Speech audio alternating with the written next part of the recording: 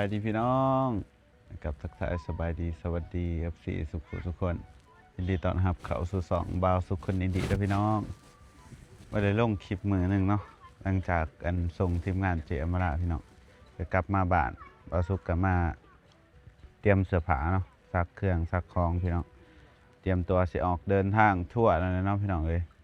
แต่มีวางแผนว่าสิออกเดินทางวันศุกร์นั่นก็คือมื้อฮื้อพี่น้อง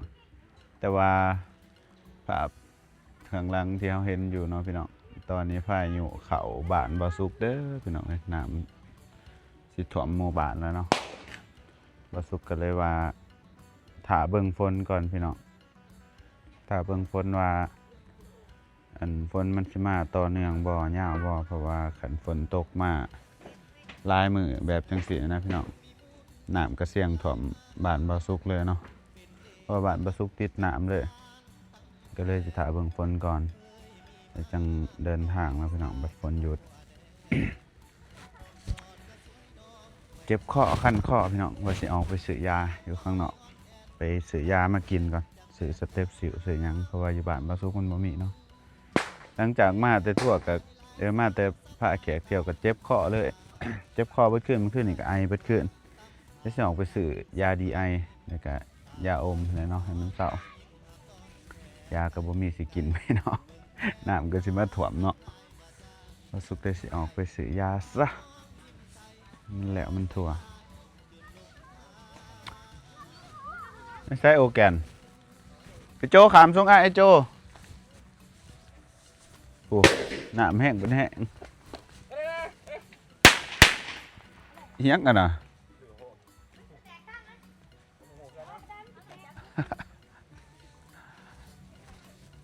โอ้ยฝนกำขึ้นมาตกวะสิบ่เปียกวะ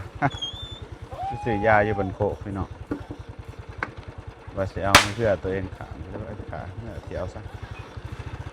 ไปให้หมอโจขามส่ง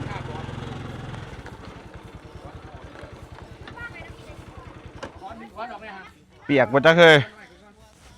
เสือกันตะน้ำกันน้ำแต่เสือออกไปซื้อยาก่อนในเปิดขึ้นพี่น้องบ่ไหวเจ็บคอเดี๋ยวสิพาขามแม่น้ำเสดนตอนน้ำเต็มฝั่งนะทุกคนอันนี้ฝนตกคืนเดียวนี่ตกบางคืนนี่ยังเต็มฝั่งเลยเนาะ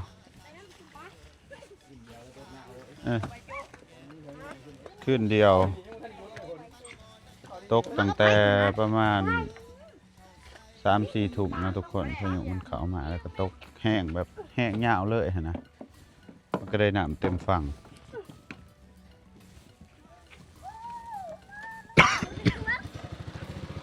ไอถ้ามีกับไอค่อยๆแบบนี้มันไอตลอดมันเจ็บคอพี่น้องพยายามกินน้ำอุ่นอยู่ก็สิบ่ซับง่ายโอ๊ยกูก็ตื่นเมื่อ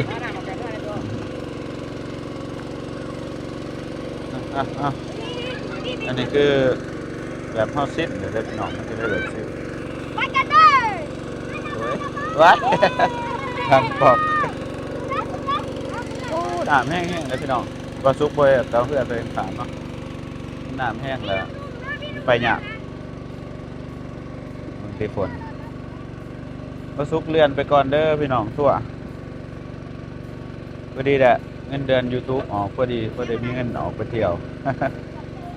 ขันน้ำบ่ท่วมเลยพี่น้องขันน้ำท่วมบ้านบ่ซุกกะน่าจะได้ยกเลิกของ10 ปีนี่หวังว่า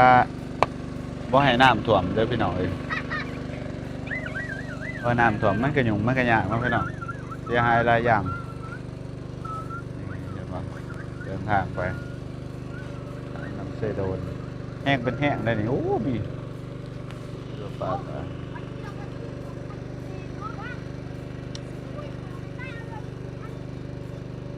เอาไปซื้อยาดีไอพี่น้องเดี๋ยวจะให้หมอจัดยาให้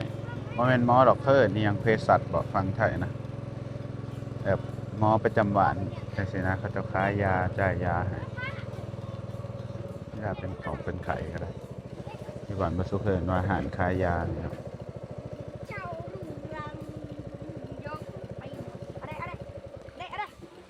ทางนี่จนอันนี้เนาะจนจำฟังเลยพี่น้องบ่ผู้ใด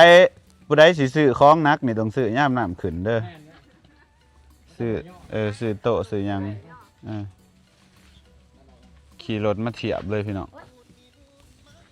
อาจิ้วถือกล้องแฮะนะไปยืนถ่ายยืนนอกเลยเป็นมาจังเอาด้วยโจใช่เอาไปซื้อยากันแป๊บหนึ่งไอเบิดมือเบิดขึ้นทรมานนะดิไอนี่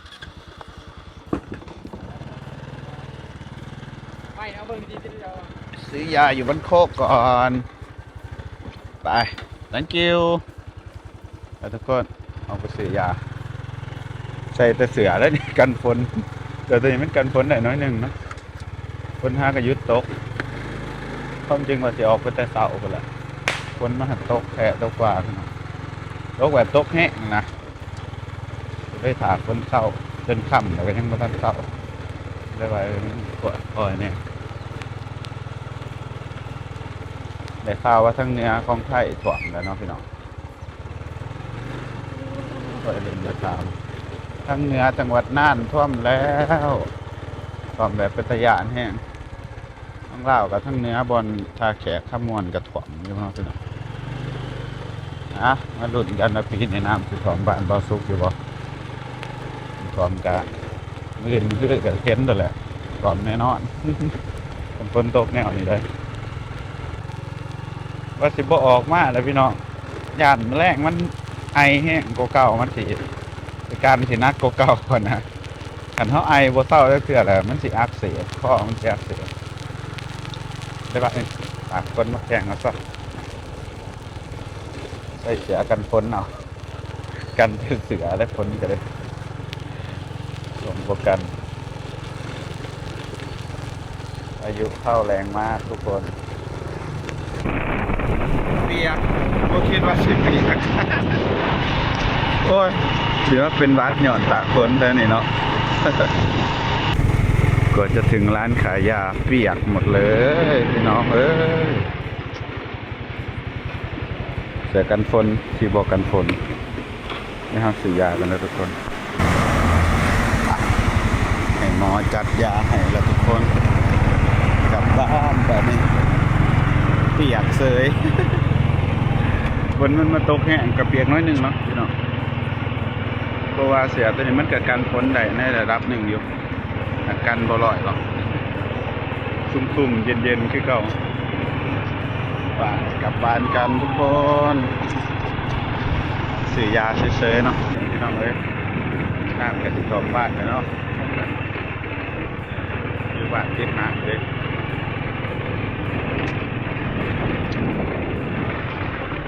นี่บรรยากาศฝนตกเนี่ยจะตื่นเลยผมมีโอกาสแจ้งสว่างเลยฝ่าฝนนี่ก็ได้ตกแบบนี้ประมาณ3 มื้อนี่ท่วมแน่นอนพี่น้องบ้านบ่อซุก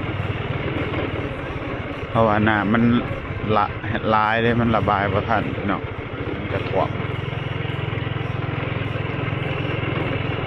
ท่วมหรือบ่ท่วมก็ขึ้นกับพายุอย่างเดียว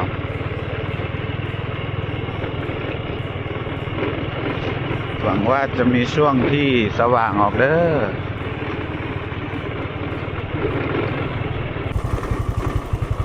หอดแล้วพี่น้องโอ้ยน้ำบางทีก็จนจำเลยเนาะเสียไรขอบ้านโดยแล้วเนี่ยขนาดมันหล่นตะฝั่งมันกระถ่วมเลยถ้าน้ำหล่นตะฝั่งมันกระถ่วมเลยเนาะพี่น้องหลายคนว่าบ้านบ่ซุกเป็นเกาะบ่คือแบบตรงขามน้ำเนาะตามไปแล้วมันเป็นเกาะบ่ก็คือมันบ่เป็นเกาะนะพี่น้องมันเป็นคนละฝั่งกับฝั่งนี้กับฝั่งนั้นนะเป็นคนละฝั่งกันหมอจัดยาให้บอกได้ลายมันขนาดเป็นแกไอเลยนี่ ชื่อสเต็ปเซลนะพี่น้องมาอมแกไอแล้วก็แกเจ็บคอขอนใหม่หมดไงพี่น้องพูชื่อสเต็ปเซลมา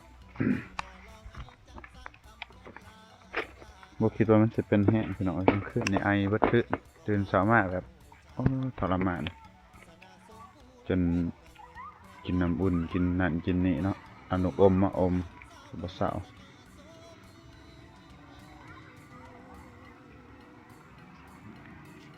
ำมันแห้ง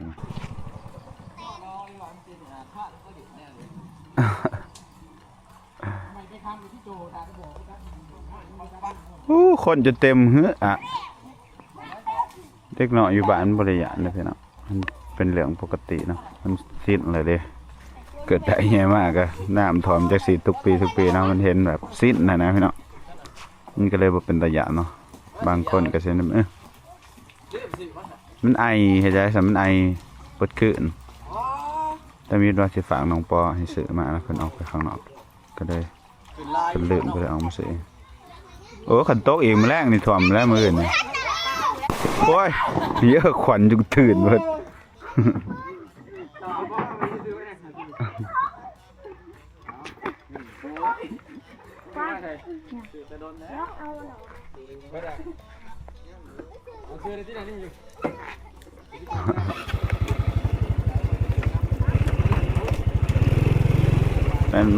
แมนเพื่อบักโจสิคูเด้อเพื่อบักโจนี่ตามการไม่ได้ตั้งแต่โจออกประทัดมาได้นะงานลำนี้หลายปีเนาะโจใหญ่ให้โจ11 ปีเลยตามการไม่ได้เขาบอกโจแล้วโอ้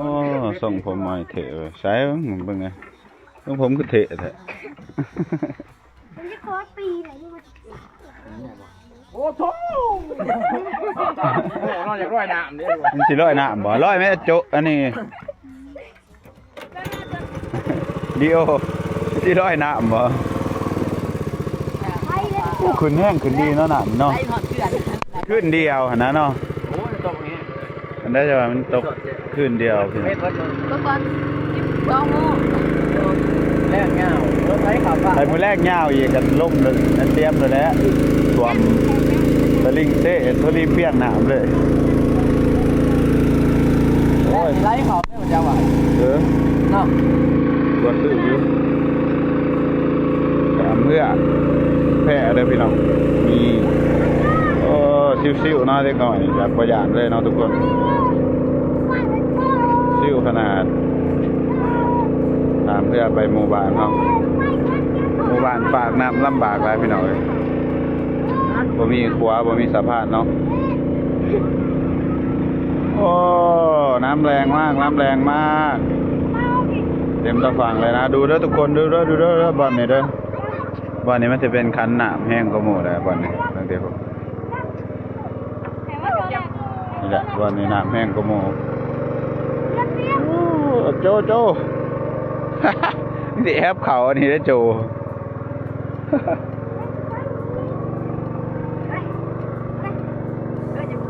ก็มันเสียนเนาะโจซิวเกินจะได้ขนของวะเนาะถ่วมหอบนี่เนาะอย่าได้ขนเด้อปีกายเนี่ยเขาก็เมื่อยเด้อพี่น้องถ่วมปีกายนี่ก็ถ่วมหอดได้พี่น้องหอดแล้วหอดหมู่บ้านแล้วดูแล้วพี่ข้านคนนะกูทำแค่มันอยากทักอื่นให้จะอยู่อีกยุ่ดูแผลเขาดิสินี่นะก็บางวันยังดูแผลมัน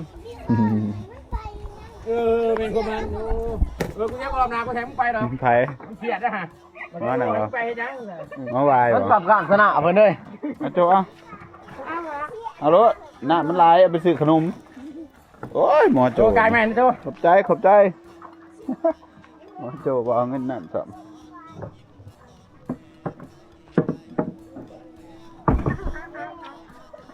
ที่จังเห็นรถนะเป็นรถลุงบกบ่ที่ไหนมาบ่มาดูเลยบ่พอเห็นแล้วอยู่บนถาดแม่นแหละเล่าอ่ะจะถามมันหน่อยเดี๋ยวรถเราแล้วก็ล่างมาขอขี่กายแต่ว่าจะก็ไปใส่แล้วไปใส่ขอบใจ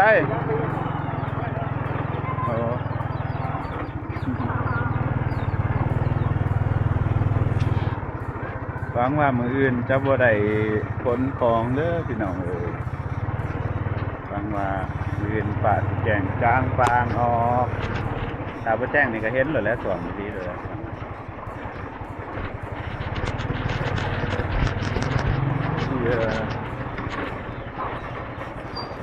โอ้คุ้มตา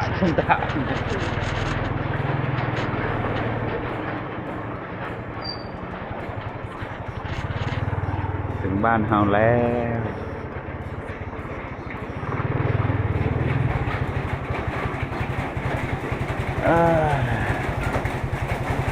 บ่ได้ออกตัวง่ายๆหรอกพี่น้องเลยปีนี้นี่ก็ได้เดี๋ยวมัน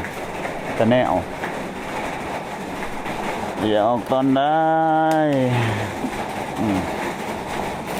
บายหากินยาบาดนี่พักผ่อนเดี๋ยวก็หายแล้ว